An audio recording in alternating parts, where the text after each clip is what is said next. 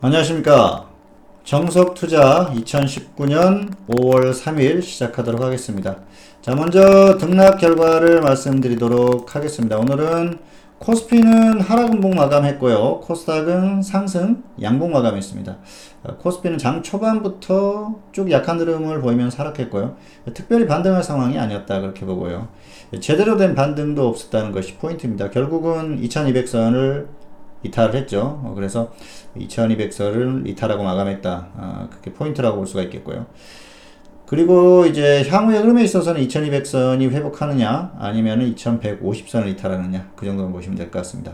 자, 코스닥은 상승했는데요. 코스피를 따라서 약한 흐름을 보이다가 오후에 반등이 강하게 나왔어요. 결국은 상승으로 마감한 모습인데요.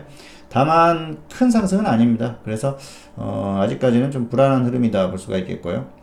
자, 오늘 등락의 원인을 보면은 미국 시장의 약세가 일단 원인이라고 볼 수가 있겠습니다. 전날 미국 시장이 하락했죠. 그러면서 초반부터 약했는데요.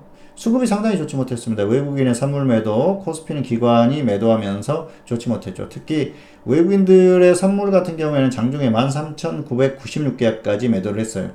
많이 매도한 것이죠. 그리고 결국 10,000계약 이상 매도로 마감했는데요. 오랜만이죠. 그렇기 때문에 의미가 있다고 볼 수가 있겠고요. 여기에다가 코스피는 기관이 대량 매도를 했기 때문에 흐름이 좋을 수가 없었습니다. 자, 반면에 코스닥은 대형주가 반등을 해주면서 상승을 했고요. 특별한 의미는 없는 상태입니다. 결국은 코스피를 기준으로 대응을 하시면 됩니다. 특이사항을 보면은 오늘 코스닥 통신, 코스피 통신 업종이 좋았는데요.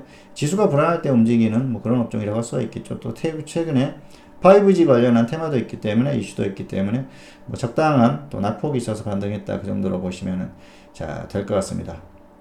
자, 그리고 관심 종목으로는 한국항공우주와 상상인을 골라봤는데요. 잠시 후에 자세히 설명을 드리도록 하겠습니다. 자, 화면을 보시겠습니다. 코스피는 하락음봉 마감을 했죠. 자, 그리고 코스닥 같은 경우에는 상승 양봉 마감했습니다. 대형주의 흐름이 좀 갈랐다 볼 수가 있겠는데요. 코스피 대형주는 약하죠. 코스닥 대형주는 상승했습니다. 분봉을 한번 보실까요? 코스닥 대형주는 오후에 갑자기 끌어올리면서 지수를 상승시켰죠. 코스피 대형주 같은 경우에는 약했어요. 그러다 보니까 지수의 흐름이 이렇게 갈릴 수밖에 없었죠. 코스피는 초반부터 쭉 약했습니다. 그러면서 결국은 하락 마감했고요. 코스닥은 반면에 오후에 반등이 나오면서 상승 마감했습니다.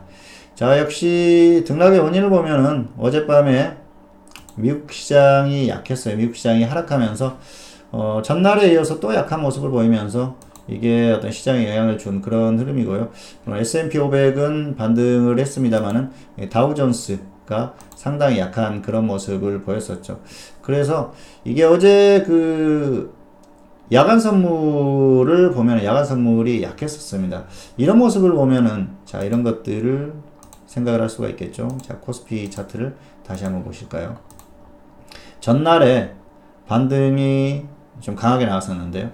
이게 상당히 좀 그 인위적이라는 것이죠. 그러다 보니까 오늘 후유증이 나왔다고 볼 수가 있겠어요. 자, 해외 시장, 미국 시장을 보면은 다우 지수는 하락했지만은 S&P 500과 나스닥 같은 경우에는 설명을 잘못 드렸네요. 해외 증시가 다 좋지 못했었죠. 자, 오늘은 새로 시작한 날이고요. S&P 500 그리고 나스닥 그리고 다우존스 전부 다 이렇게 하락을 했습니다. 그러다 보니까 이런 흐름에 있어서 결국은 한국 시장이 좋지를 못했다 그렇게 볼 수가 있을 것 같고요. 자, 한국 시장 같은 경우에는 어제 아마 상승이 나오지 않았으면은 조금 더 버티는 흐름이 나올 수도 있었습니다. 그런데 어제 인위적인 흐름이다 보니까 오늘 좀 과도한 흐름이 나왔다 그렇게 보시는 게 맞을 것 같습니다. 자, 일단은 뭐 그런 상황이라고 볼 수가 있겠고요. 자, 그리고 수급을 한번 보시도록 하실게요. 외국인들의 선물 매도가 굉장히 과하게 나왔죠. 자, 차트를 한번 보실까요? 초반부터 쭉 매도하는 흐름이 나왔어요. 그래서 이 매도의 어떤 흐름을 봤을 때는 지수가 더 크게 빠져야 되는데 그런 면에서는 좀 잘 버텼다 그렇게 볼 수가 있겠는데요. 자, 일별로 한번 보시면 외국인들이 선물 매도가 점점 쌓이고 있습니다. 자, 거꾸로 생각하면은 그렇게 생각할 수가 있습니다. 점점 무거워지고 있다는 것이죠. 특히 선물 쪽에서는 외국인들의 매도가 늘어나지 않습니까? 그러면은 매도하는 쪽에서는 지수가 빠지지 않은 상태에서 물량이 쌓인다는 것이죠. 한 번에 확 밀릴 가능성이 있다는 것입니다. 그래서 그런 부분에 상당히 주의할 필요가 있는 그런 구간이라고 볼 수가 있겠고요. 특별히 여기서 급등을 해주면 좋은데 그렇지 않았을 경우에는 갑자기 쭉 밀릴 가능성도 있다는 것을 반드시 생각을 하시기를 바라겠습니다.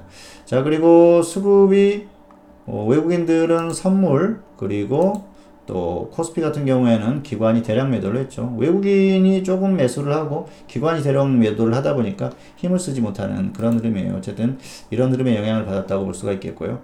자, 특징적으로는 오늘 코스피 통신업종이 좋다는 말씀을 드렸습니다. 통신업종이 좀 강했는데요.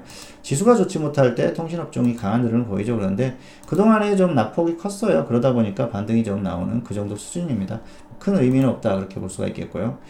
자, 오늘 관심 종목은 한국항공 우주 첫 번째 종목입니다. 한국항공 우주 같은 경우에는 실적 부진으로 하락했는데요.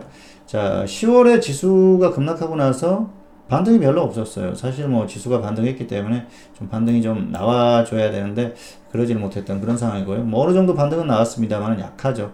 이전에 급락한 부분이 있지 않습니까? 그런데 거의 회복을 못했어요. 고점이 이 정도인데요. 자, 급락하기 이전에 회복을 전혀 그 수준으로 못했죠. 그리고 문제는 장기적으로 하락하고 있다는 것이죠.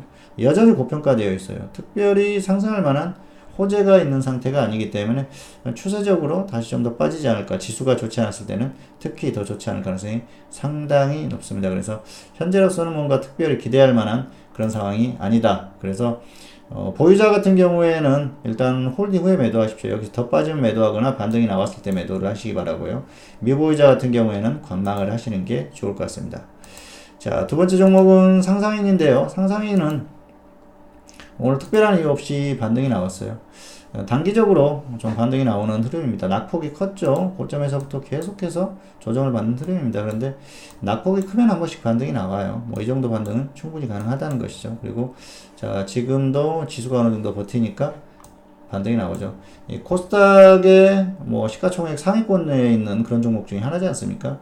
뭐 완전히 상위권은 아닙니다만 어쨌든 뭐 그렇다는 겁니다. 그래서 이 지수가 좀 반등이 나올 때 약간 그 반등을 시도하는 그런 정도의 흐름이라고 보고요. 특별한 이슈가 없습니다. 향후에 이슈가 나오면서 더 급등을 할 수도 있겠지만 그런 흐름은 어렵고요.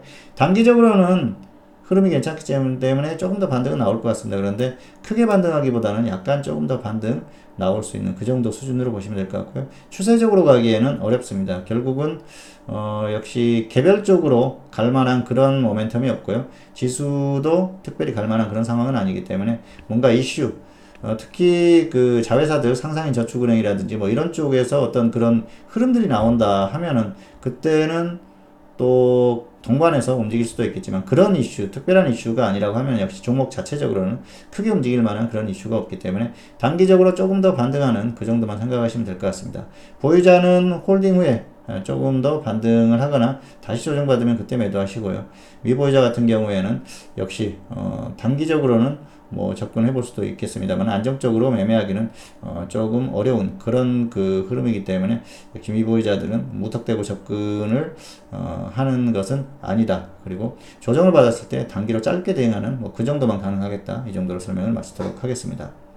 네, 정석투자 2019년 5월 4일 네, 오늘 순서는 5월 3일 자, 오늘 순서는 여기서 마치도록 하겠습니다.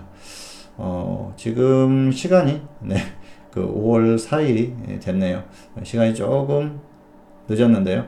어쨌든 5월 3일의 결과에 대한 종합적인 그런 설명을 드렸고요. 저는 오늘 여기서 마치도록 하겠습니다. 저는 오늘 여기서 마치도록 하겠고요. 다음 시간에 다시 찾아뵙도록 하겠습니다. 감사합니다.